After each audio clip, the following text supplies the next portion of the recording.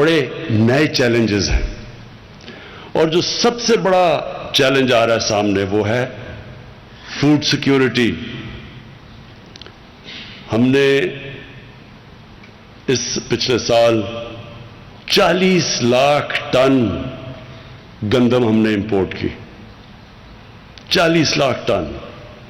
اس کا خرچہ جو ہمیں فارن ایکسچینج میں دینا پڑا وہ اس ملک میں جو پہلی ڈالرز کی کمی ہے، تو وہ سوچیں کہ اگر ہم اسی طرح چلتے رہے، آبادی ہماری تیزی سے بڑھ رہی ہے، آپ کو پتہ ہے بچوں میں تو ماشاءاللہ ہم خود کفیل ہیں، اور جس ریٹ پہ ہماری آبادی بڑھ رہی ہے، ابھی سے ہمیں تیاری کرنی چاہیے کہ یہ اگلے 5 سال 10 سال 15 سال ہم کیسے اپنی آبادی کے لیے اناج پیدا کریں گے۔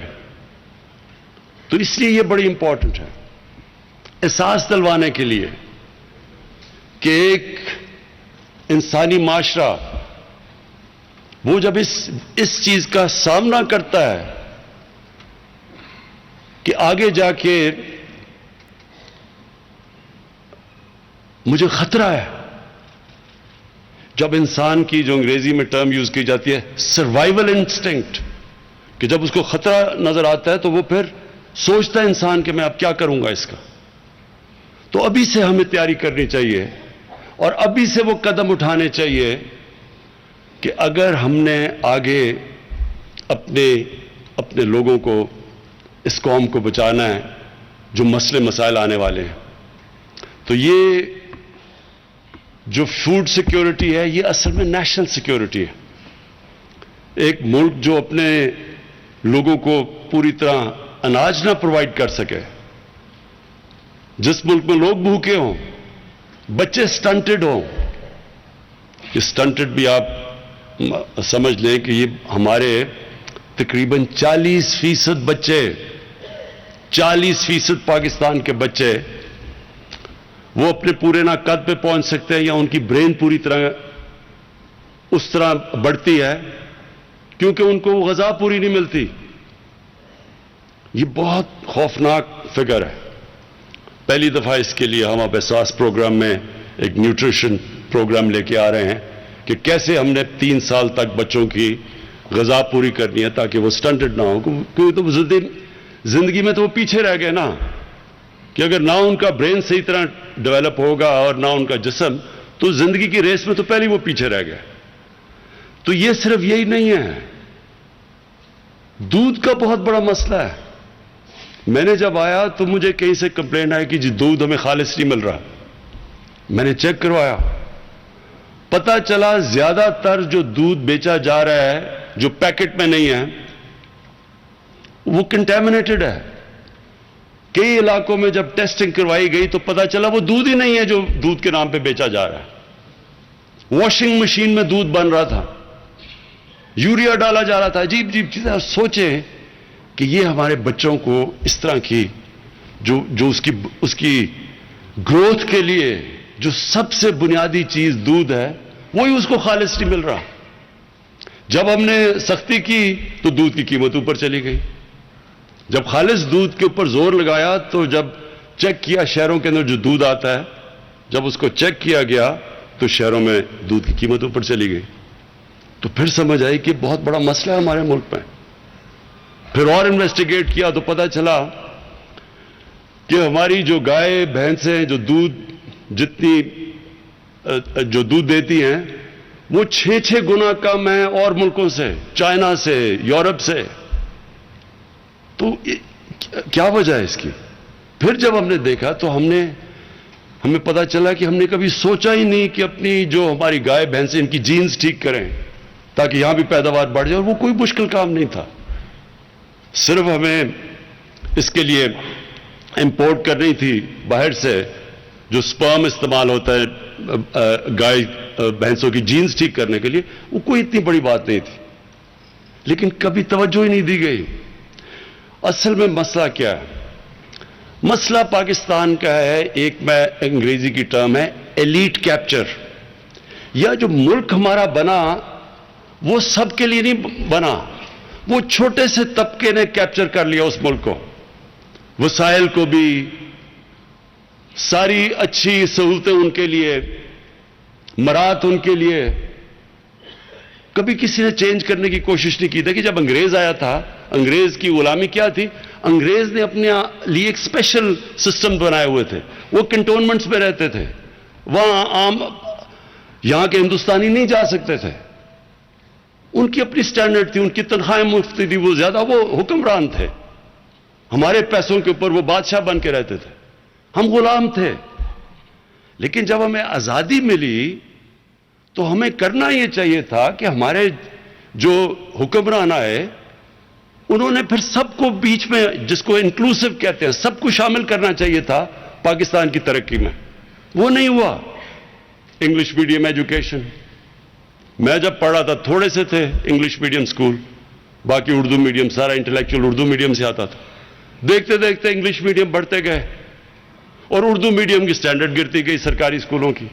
پہلے سارے بہترین جو اسکالر سرکاری اسکولوں سے آتے تھے، وہ سرکاری اسکولوں کی سٹینڈرڈ گر گئی. تھوڑے سے لوگوں کے لیے پرائیویٹ انگلش اسکول بن گئے، اچھی تعلیم اور نوکریاں ان کے لیے. کسی نے نہیں سوچا کہ عام آدمی کیسے اس تعلیم سے 21ویں صدی میں جائے گا. اور یہ ہر چیز یہی مسئلہ آیا.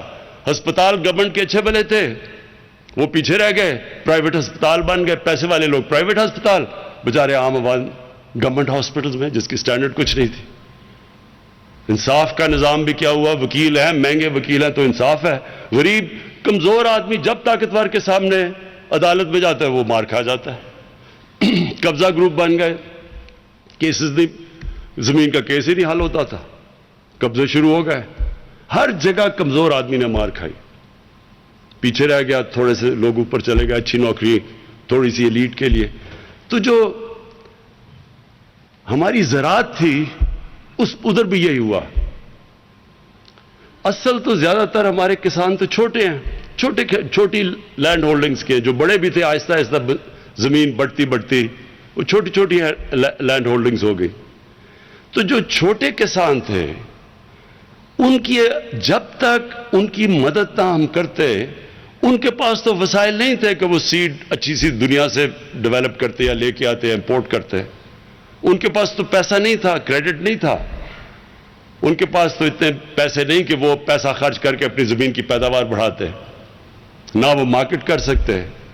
وہ فصل جلدی جلدی اگر نہیں بیچتے تو ان کے پاس سٹوریج ہی نہیں تھی. تو اس کے لیے بیچ میں آڑتی آ گیا. نہ ان کو کیپٹل، نہ ان کو پیسے ملتے تھے، نہ ان کے پاس سٹوریج تھی. تو ان سے سستی چیزیں خریدتے اور وہ مہنگی بیچتے تھے. اور پھر جو وہ انپوٹس کے لیے چیزیں خریدتے تھے وہ مہنگی ہوتی تھی بنسبت طاقتور کے. تو ہر جگہ جو سسٹم تھا اس نے چھوٹے کو پیچھے چھوڑ گئی ریس میں. اور جو انسانی معاشرہ ہوتا ہے جس میں انسانیت ہوتی ہے، وہ پہلی چیز اس کی حکومت دیکھتی کمزور طبقے کو. میں اس لیے بار بار مثال دیتا ہوں، میں جب اقتدار میں نہیں آئے تو میں کبھی مدینہ کی ریاست کی نہیں بات کرتا تھا، میں صرف اسلامی فلاحی ریاست کی بات کرتا تھا. اور پھر میں جو 3 اصول تھے مدینہ کی ریاست کے، جسے جو بنیاد رکھی گئی مسلمانوں کی عظمت کی، جب امامت کی انہوں نے دنیا کی کئی سو سال، وہ تھا انصاف، انسانیت اور خودداری. تو جو مدینہ کی ریاست تھی، جو باقی مختلف تھا دنیا میں، انہوں نے سب سے پہلے نچلے طبقے کو اٹھایا تھا. اور جو چائنا کی آج دنیا میں سب سے تیزی سے اوپر جا رہا ہے، اس نے کیا کیا تھا؟ اس نے اپنے پچھلے 35 سال میں جب 70 کروڑ لوگوں کو غربت سے نکالا تو تب وہ سپر پاور بنے. اور انہوں نے ایسے کیا کہ انہوں نے اپنے کسانوں کی، چائنا میں بھی چھوٹی چھوٹی ہولڈنگز تھی، غربت اصل میں دیہاتوں میں تھی. تو چائنا نے اپنے ملک کو اٹھانے کے لیے وہ چھوٹے کسانوں کی مدد کی، جو کہ ہمیں 74 سال پہلے شروع کر دینی چاہیے تھی، جو ہم نے نہیں کی.